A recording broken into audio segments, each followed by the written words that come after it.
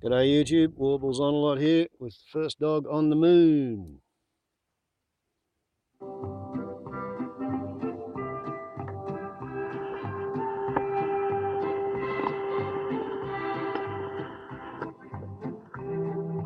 Hello, Patriots. Welcome to First Dog on the Moon's Guide to Modern Living. I'm Walkley, award-winning cartoonist for The Guardian Australia, First Dog on the Moon. And if you could all charge your glasses, I'd like to propose a toast to Her Royal Tininess, Charlotte Elizabeth Diana Mountbatten Windsor, aka Princess Charlotte of Cambridge. She's only a few days old, and doesn't everyone love a royal baby? Of course they do. It's required by law in the Commonwealth. But even if it wasn't, who's not delighted by the arrival of this tiny little poppet, probably already a billionaire, fourth in line to the throne, and thus your head of state? Oh, there, dear.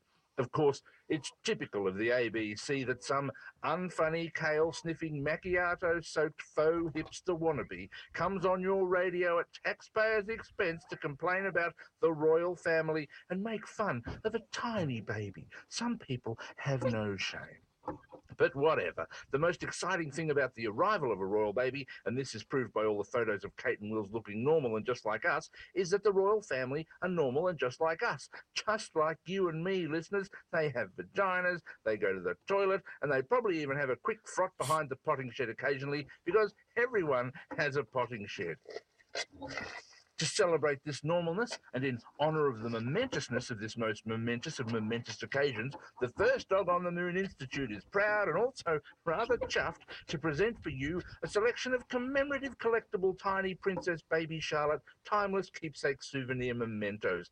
Limited to only 492 firing days. Make sure you don't miss out. Have your credit card ready. Call now. Firstly, our range of Royal Dalton finely handcrafted porcelain peasants.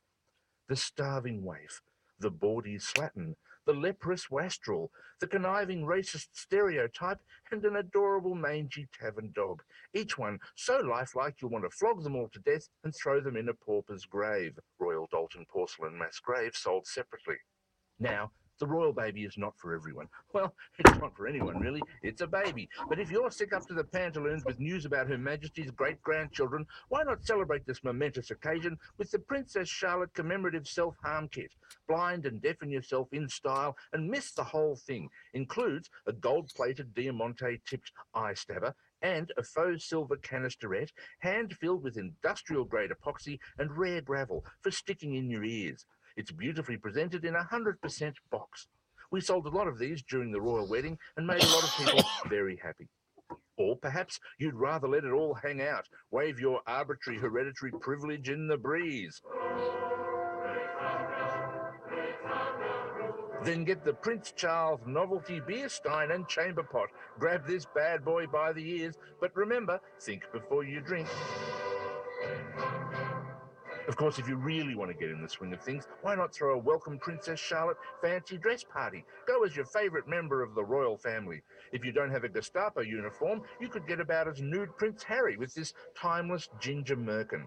Take a walk around the neighbourhood and the people next door will think number 5 in line to the throne is stark as in their front yard. Hilarious. Timeless. Only $1,400 plus postage and fondling. In this era of everything, try our suite of handy royal apps. The Prince Philip faux pas generator. Just push the button and... Good Lord, there are poor people everywhere. Pass me my elephant gun. Some of my best friends are Negroes. Dead? I thought she was the foreign minister. Download yours today. And finally, our own Tony government's welcome present to the princess has been to send a blanket with an endangered mountain pygmy possum embroidered or possibly stapled on it, along with an invitation to Princess Charlotte to visit Australia when she's old enough so she can ceremonially crush the last surviving pygmy possum to death with her bare hands, thus completing the hard work the federal government is doing to ensure every wild animal in the country is dead before the Liberal Party are voted out of office in 2025. Ring now or don't. It doesn't matter. Your life is spiralling out of control and nobody cares what you think about anything, except, of course, for me. And I'm First Dog on the Moon. Thanks for listening, Patriots. Somehow I don't feel reassured. That's it for our end. Okay, well, okay. They want to talk about a royal baby that's been called Charlotte. Charlotte. Apparently, the people who decided upon the name have never spent much time on buses listening to Australian schoolboys singing football songs. It's not a pastime I can recommend, but when I was a kid in primary school, they used to teach the little kiddies to sing a song about a strapping young stockman lay dying with his saddle supporting his head. And as the cowboys assembled around him, these parting words he did said. Um,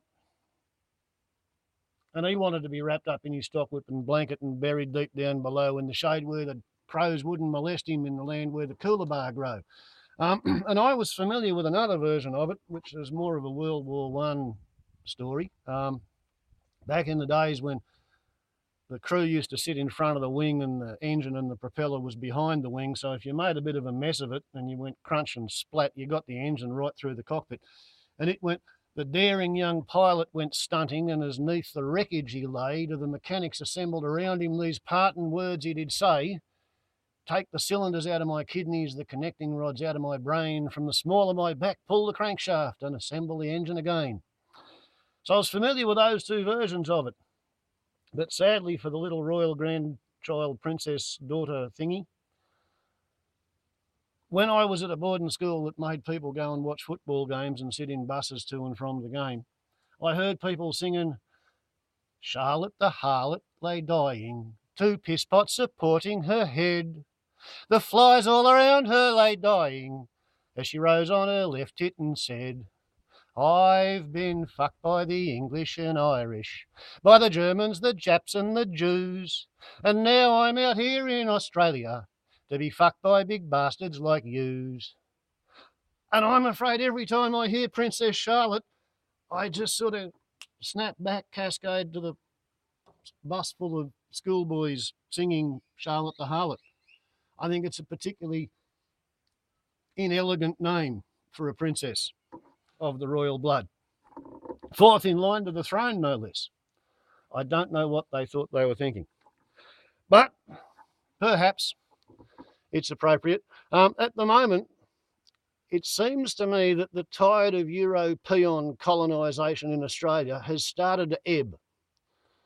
I mean, if you think about it, once upon a time, the sheep would arrive somewhere and the local Aborigines would have to have some sort of first contact experience with the sheep warrior or shepherd or sheep farmer.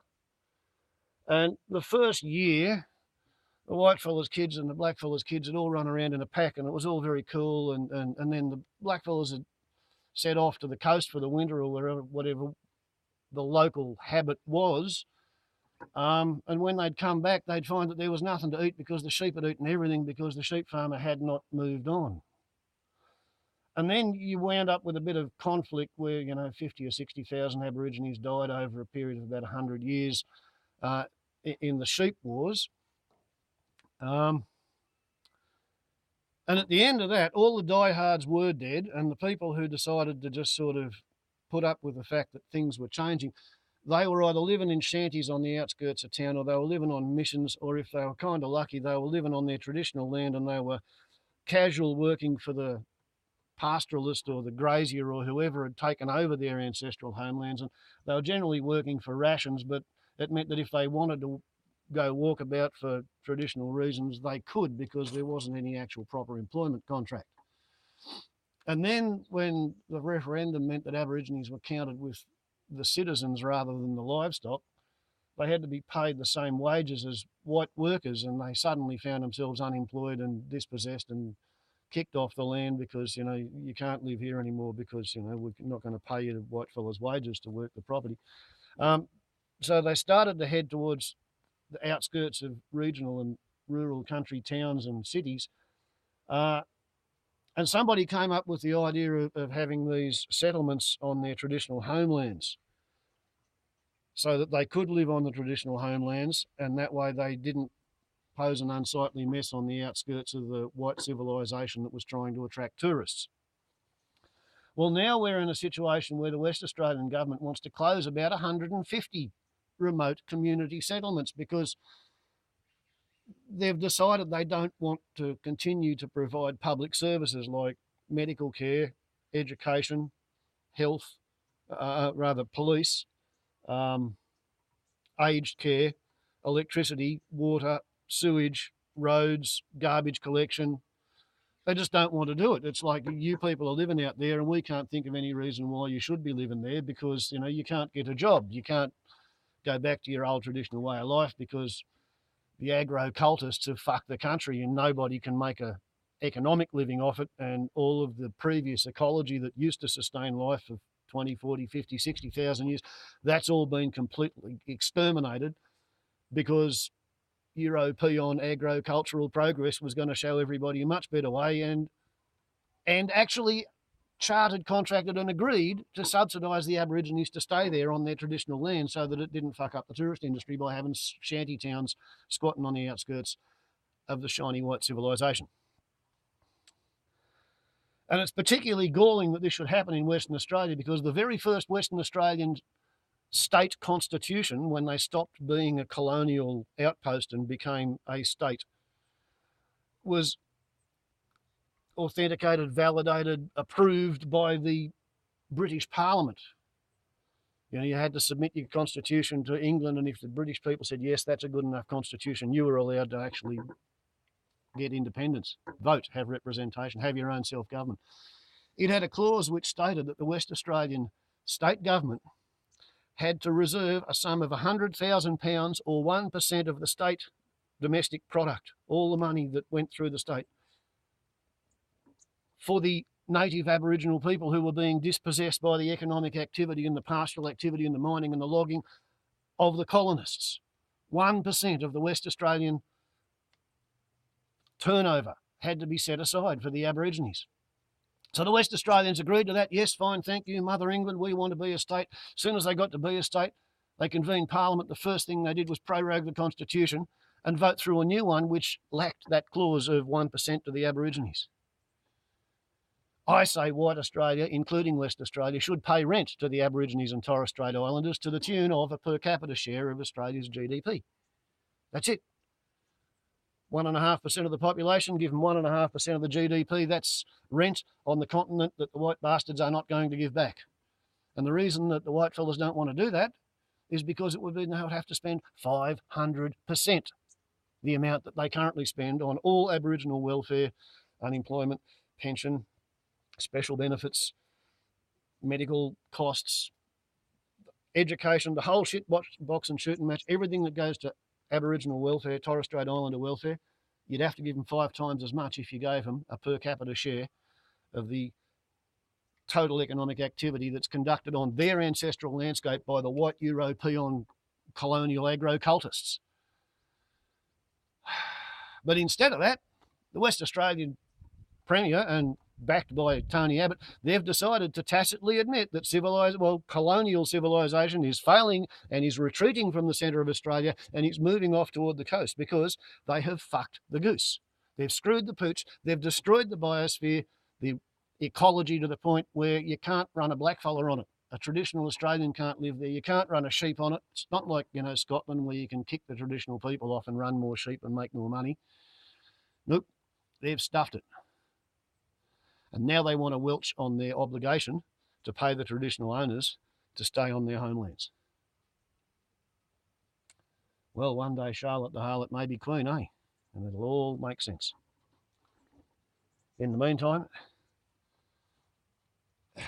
it's despicable. I guess it's a bit like the phenomenon of the people who are trapped in England knowing that they did not vote to live in a Tory fascist dictatorship, but they're going to be stuck with it.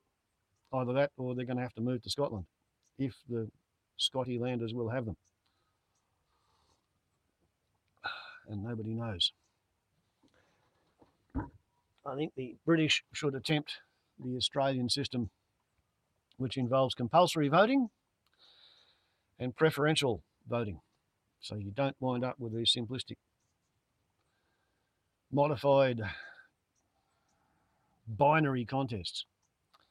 Anyway, Warbles on a lot to YouTube. We're approaching the upload limit, which I'm still going to stick by, although I did manage to exceed it by 10 seconds last week and the movie went up. So maybe, perhaps, possibly, whatever was causing the glitch has fixed itself. If that's possible. Warbles on a lot to YouTube. Ciao.